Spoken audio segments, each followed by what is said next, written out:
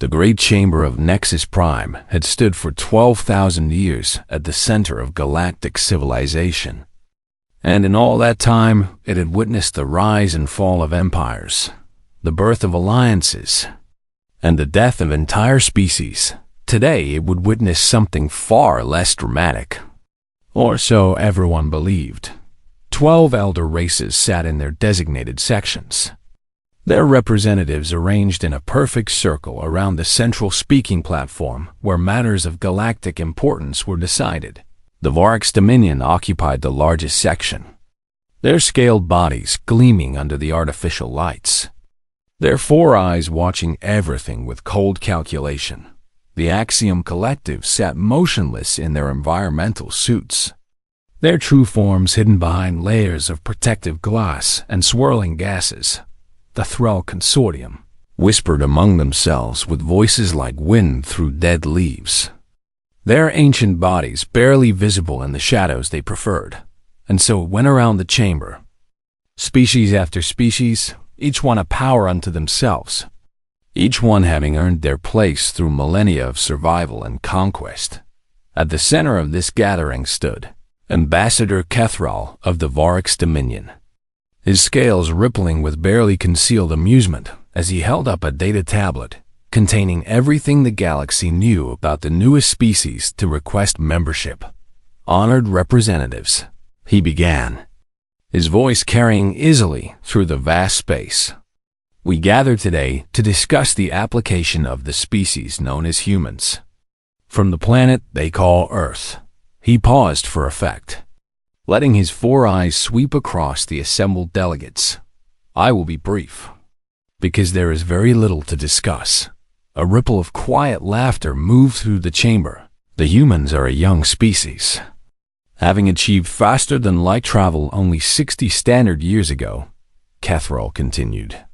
They are confined to a single star system, having established only the most primitive colonies on nearby worlds.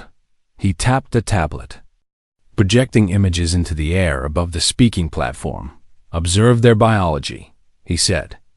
No natural armor, no venom glands, no psionic capability whatsoever.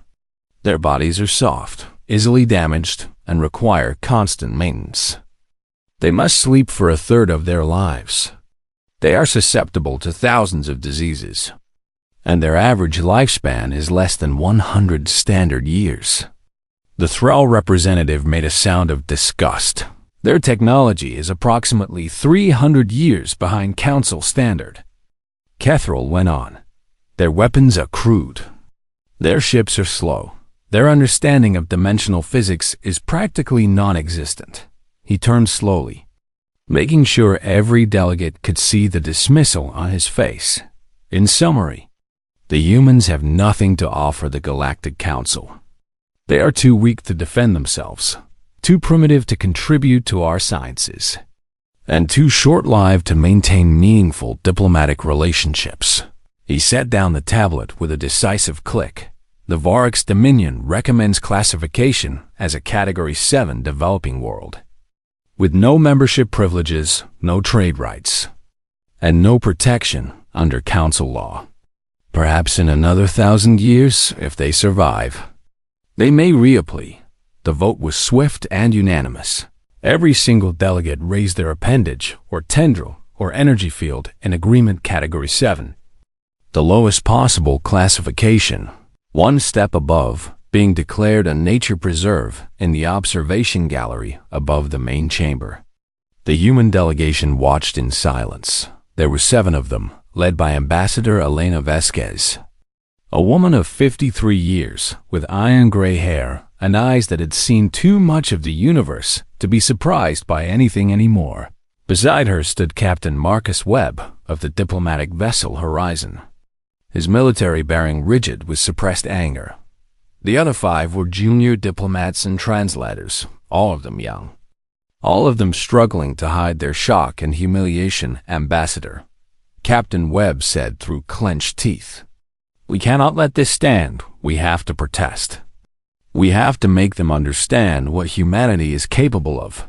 Elena Vasquez said nothing. Ambassador, Webb pressed, Did you hear what they said about us? They called us weak. They compared us to animals. They laughed at us. I heard, Vasquez replied, her voice perfectly calm. Then we have to do something. Vasquez turned to look at him, and something in her gaze made the captain take an involuntary step backward.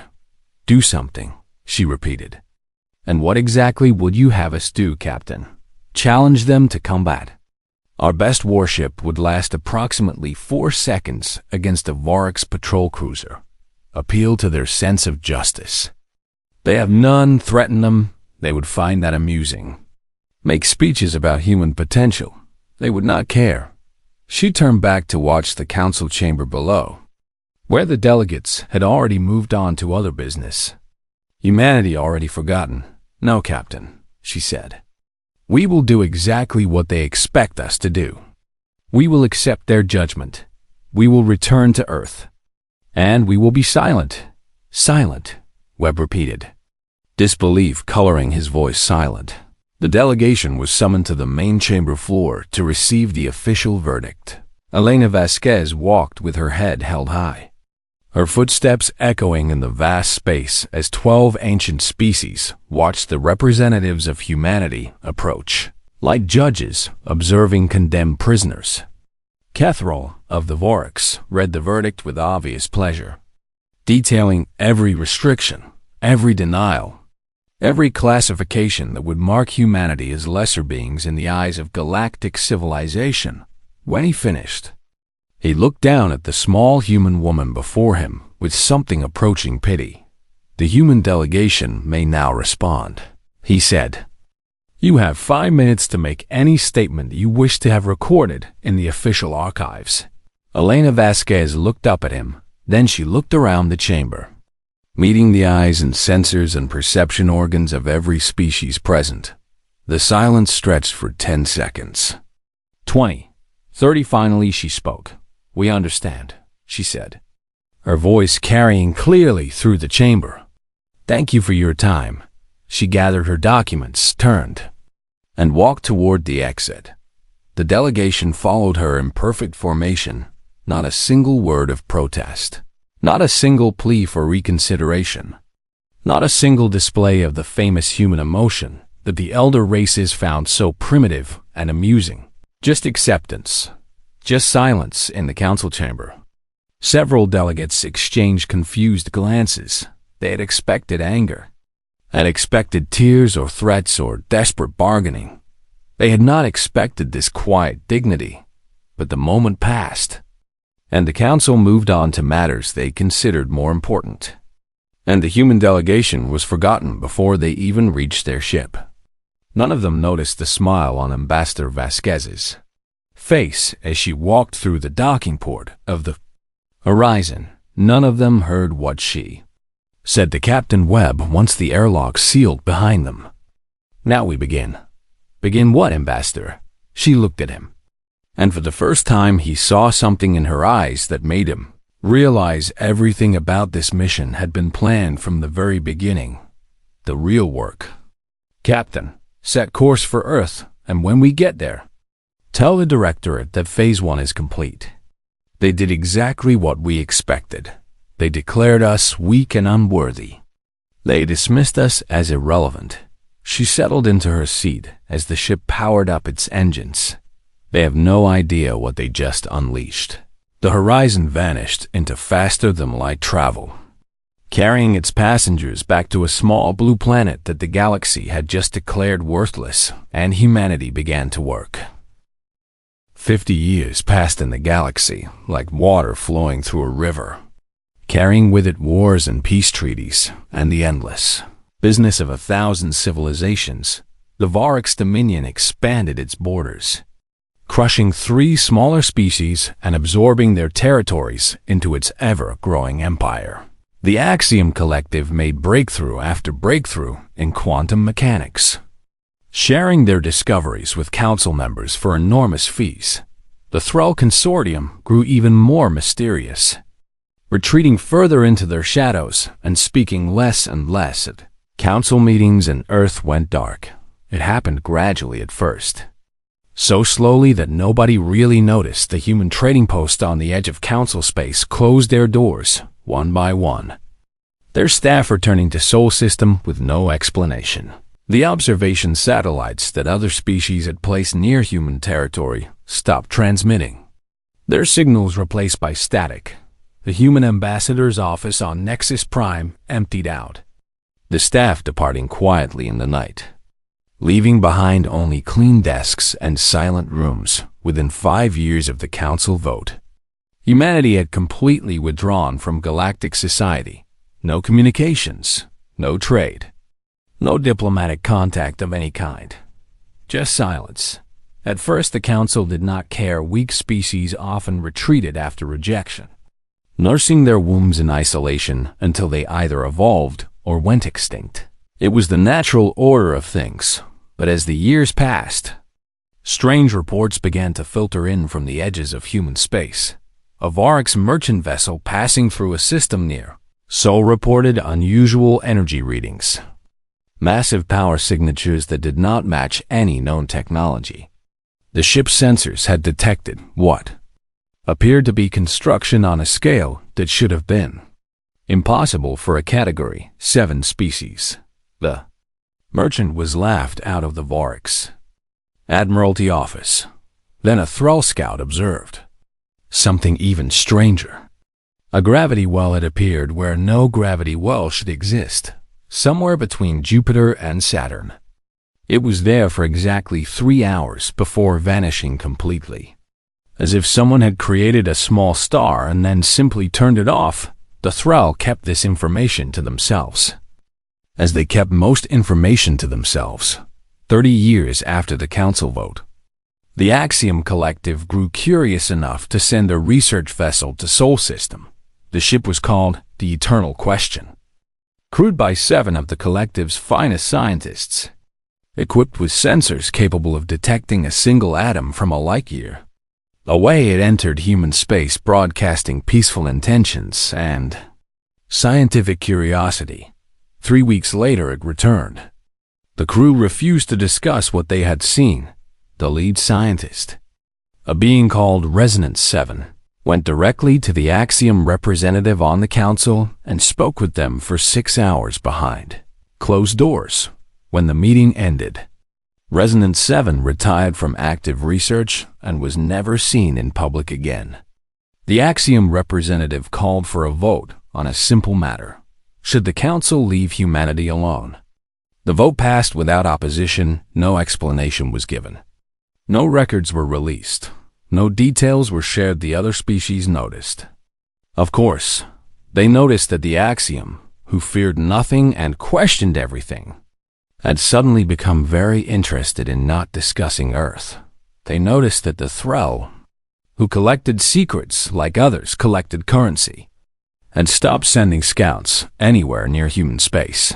They noticed that ships passing within 10 light years of Sol sometimes experienced sensor malfunctions. Their instruments detecting things that could not possibly exist, but noticing was not the same as caring. And the galaxy had other concerns. The Keth swarm was moving. The Keth were not a council species. They were not a species at all in the way the council understood the term.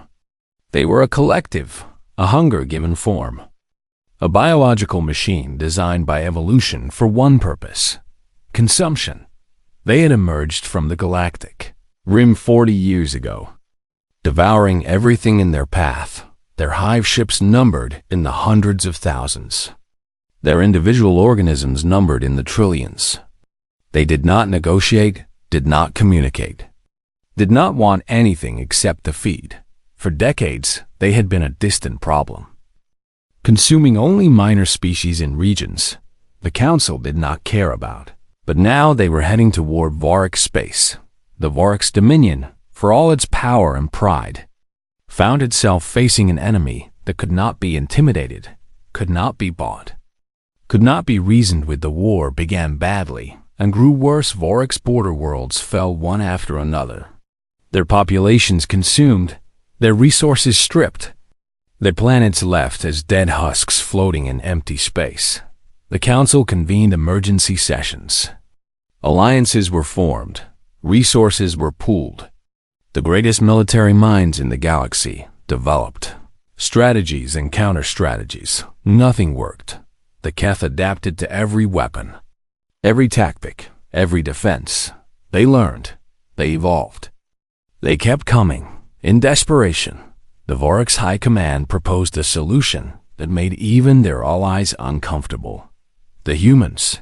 Admiral Kethral the Younger said at a council military meeting, his scales pale with exhaustion and fear. They have a large population. They breed quickly. They are expendable. We propose conscripting their species as auxiliary forces, cannon fodder, essentially. Enough bodies between our fleets and the swarm to buy us time to develop better weapons. The proposal was debated for 3 days in the end. It was approved, not because anyone thought the humans would make good soldiers, but because no one could think of a reason to object. A Vorix diplomatic vessel was dispatched to Sol System, carrying an offer that was really a demand. Serve us or be declared enemies of the Council. The ship's name was the Inevitable, and it carried 200 Vorix warriors in addition to its diplomatic staff. It entered human space, broadcasting the Council's authority and demanding a response. No response came. The Inevitable proceeded deeper into the system, past the outer planets, past the asteroid belt, toward Earth itself. Its captain sent increasingly angry messages. Its warriors prepared for what they assumed would be an easy conquest. Then the ship simply stopped transmitting. There was no distress call, no weapons fire, no explosion, no debris. The Inevitable was there, and then it was not. As if reality itself had decided the ship no longer needed to exist, the Council received a single message 3 days later, broadcast on every frequency simultaneously. In every language used by every species, it was the first communication from Earth in 50 years. It contained only 4 words. Do not return uninvited. The galaxy began to pay attention. And in the silent depths of Sol System, where shadows moved and impossible things had become commonplace, humanity continued its work. The Keth swarm was coming. The Council was falling.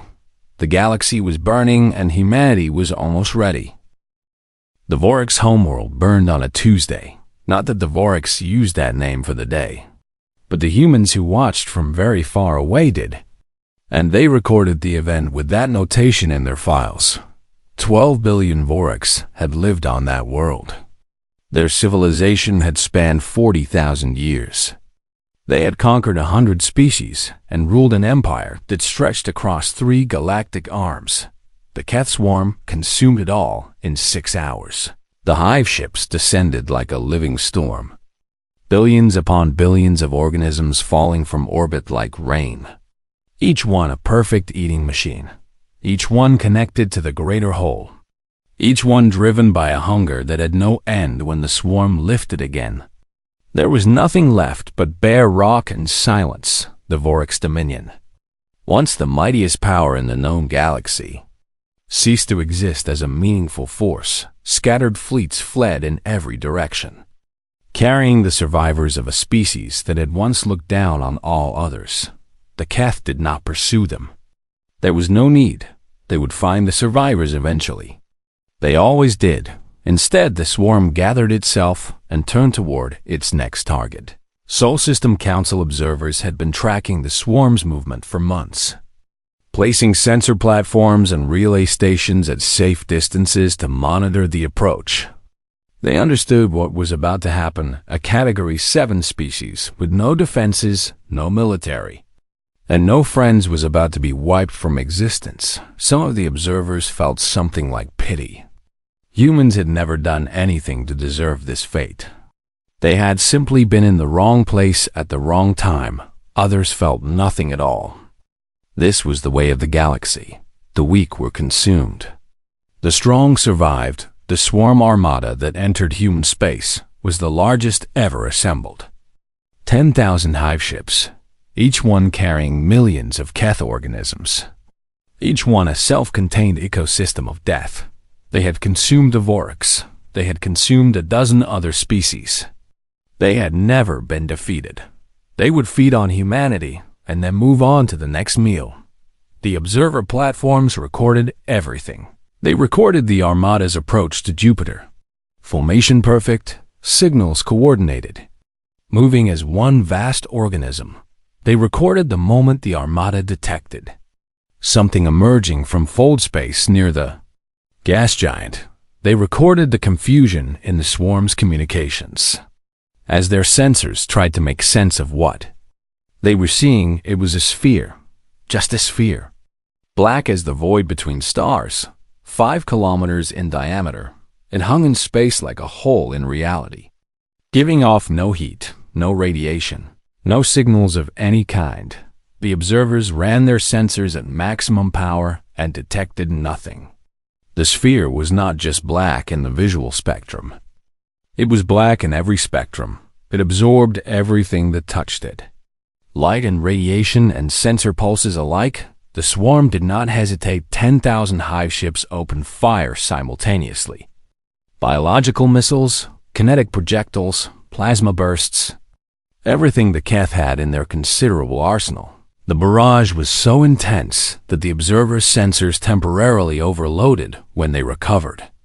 They expected to see debris, expected to see the sphere shattered into a million pieces. The sphere was undamaged. It had not moved, had not reacted, had not defended itself in any visible way. The attacks had simply stopped existing when they touched its surface, absorbed into that perfect blackness like water into sand. For the first time in their existence, the Keth paused. Then the sphere spoke, not through communication channels, not through radio waves or quantum entanglement or any technology. The observers recognized the sphere spoke directly into minds. Every living thing within 10 light years heard the words, heard them in their own language, in their own mental voice, as if the thoughts had always been there. You were not invited. The observers would later struggle to describe what happened next. The word destruction was not accurate. Destruction implied violence, implied energy, implied a process that took time. This was different. The Keth Armada simply stopped existing. One moment there were 10,000 ships and trillions of organisms. The next moment there was empty space. No explosions, no debris, no screaming on communications channels. Just absence. The energy that had comprised those ships and those organisms had to go somewhere, and it went into the sphere. The observers detected a brief spike in gravitational readings as the sphere absorbed more mass than some stars contained. Then even that was gone. The sphere turned. It had no visible features, no way to indicate direction, but somehow everyone watching knew it was looking at them. Tell them, it said. And again the words appeared directly in their minds, that humanity accepts visitors now. The council may send representatives to discuss revised terms. Then it folded back into whatever dimension it had come from. The observers sat in silence for a very long time. Eventually one of them, a young Thrall scientist on her first assignment, said what everyone was thinking. What have they become? Nobody had an answer. But everyone understood that the galaxy had just changed forever. The Keth swarm, the greatest threat civilization had ever faced, had been eliminated in 37 seconds by a single ship from a Category 7 species, and somewhere in the Sol system. Humanity was waiting to see what the Council would do next. The Council delegation approached Sol system with the caution of creatures walking into a predator's den. There were 12 ships in the convoy, one from each elder species, each carrying their finest diplomats and their most advanced sensors. None carried weapons. Weapons seemed pointless now. They passed Neptune and found it unchanged. A blue giant spinning in the darkness as it had for billions of years. They passed Uranus and Saturn and felt their sensors struggling against interference that seemed almost playful, as if something was gently reminding them that they were being watched. Then they reached Jupiter. And they saw the first sign of what humanity had become. A ring encircled the gas giant. A ring made of metal and light, and something else their sensors could not identify. It was 300,000 kilometers in diameter and glowed with energy readings that should have been impossible. The ring was a shipyard. They could see vessels being constructed in its embrace. Ships that dwarfed the largest council dreadnoughts. Ships that moved without visible engines. Ships that seemed to flicker between dimensions like images in a broken display. The delegation continued toward Earth in silence. Mars stopped them next. The red planet was no longer red. It was green and blue, covered in oceans and forests that should have taken millions of years to develop. Cities dotted its surface, connected by transportation networks that moved faster than light itself. How was this possible? How could any species terraform an entire world in 50 years? Venus answered that question in a way that made several delegates physically ill. The hellish planet had been cooled. Its crushing atmosphere had been thinned. Its surface, once hot enough to melt lead, now supported lakes of liquid water that reflected the light of orbital habitats. A message reached the convoy as they approached the asteroid belt. "Welcome to Sol System," it said in perfect Vorix. Then repeated in Axiom, then Threll. Then every other language used by every delegate on every ship. "Please proceed to Earth orbit. Ambassador Vasquez is waiting for you." The asteroid belt was no longer a belt.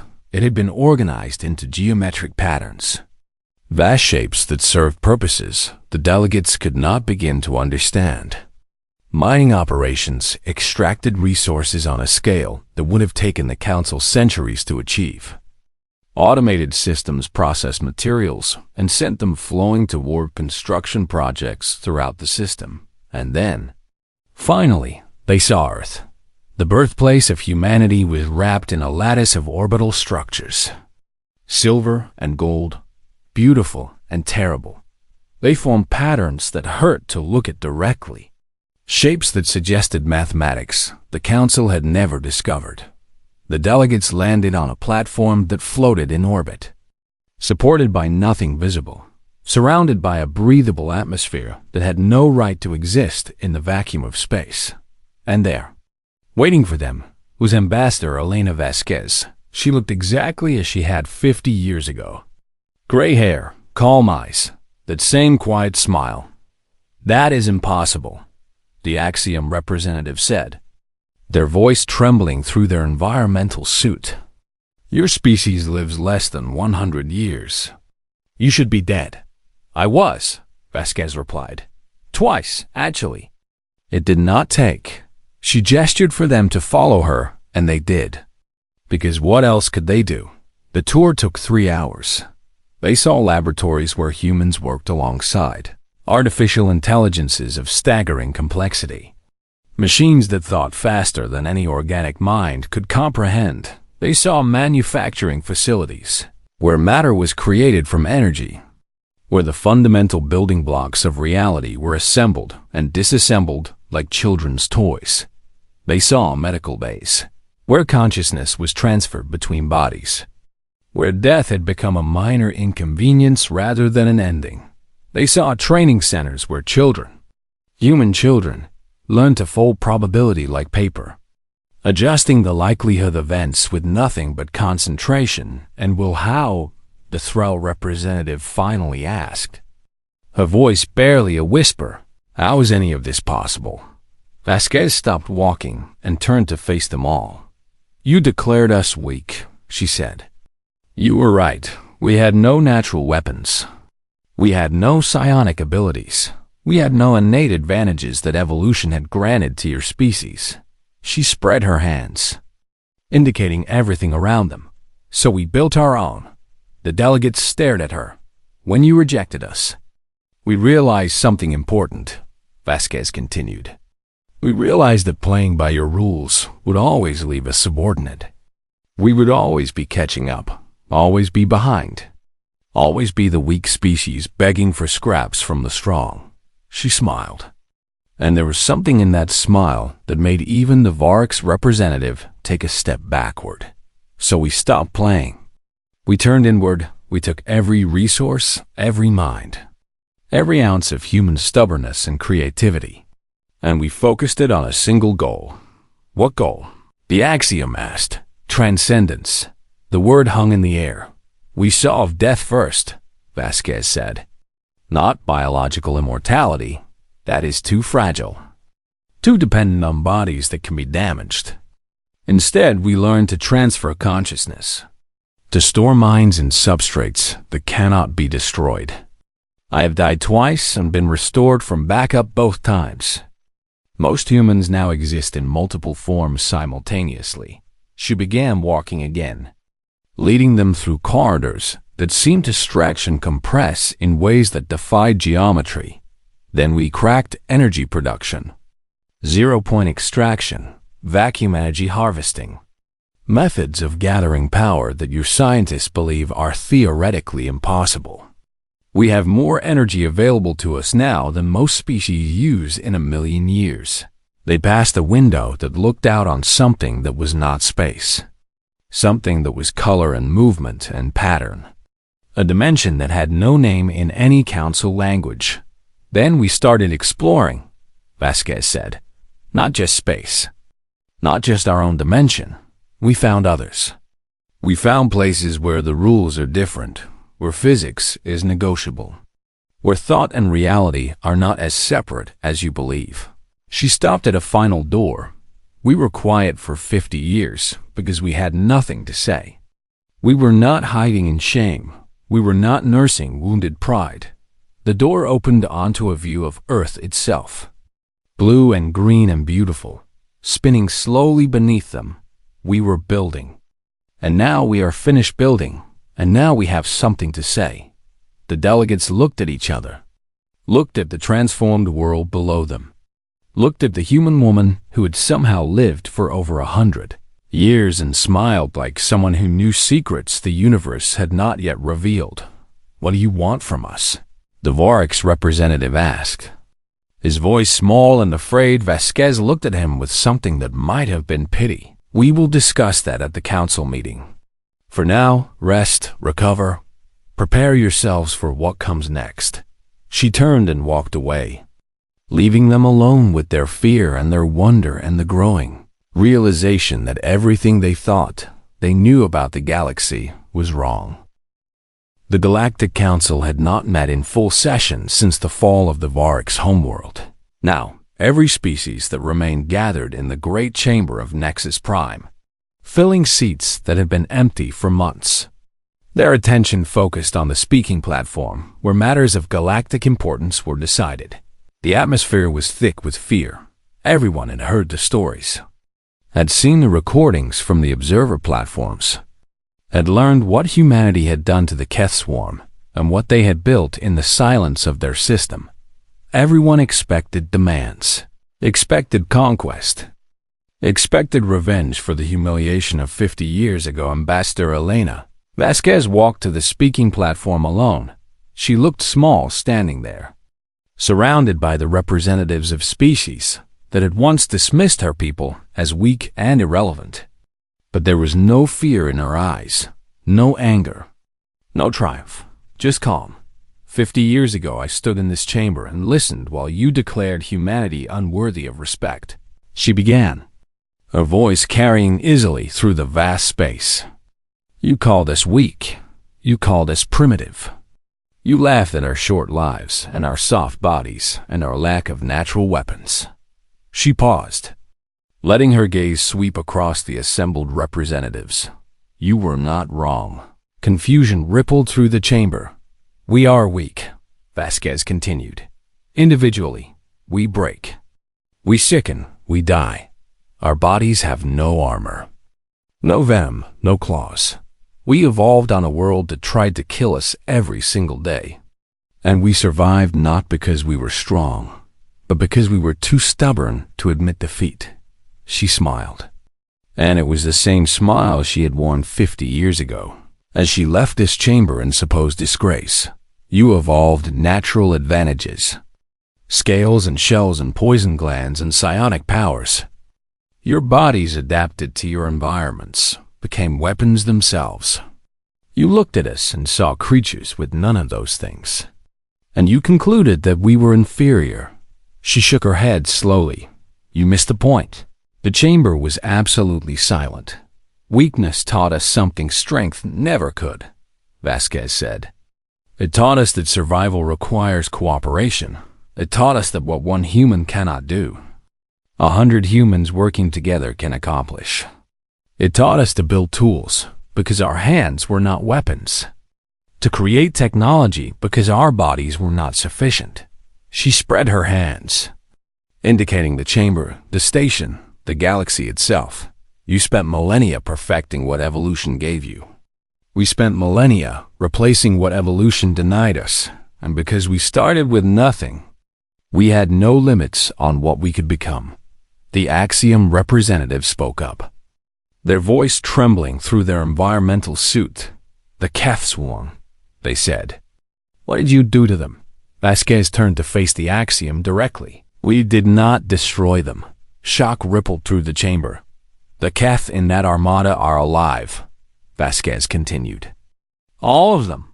Every single organism that attacked our system is currently living in a pocket dimension we created for that purpose. It is a space where they can exist without needing to consume other species, where they can feed on energy we provide, where they can live in peace. Why? The Thrall representative whispered. Because we could, Vasquez said simply. Because we had the power to destroy them, but chose not to. Because we learned long ago that the measure of strength is not what you can kill. It is what you can protect, what you can build, what you can forgive.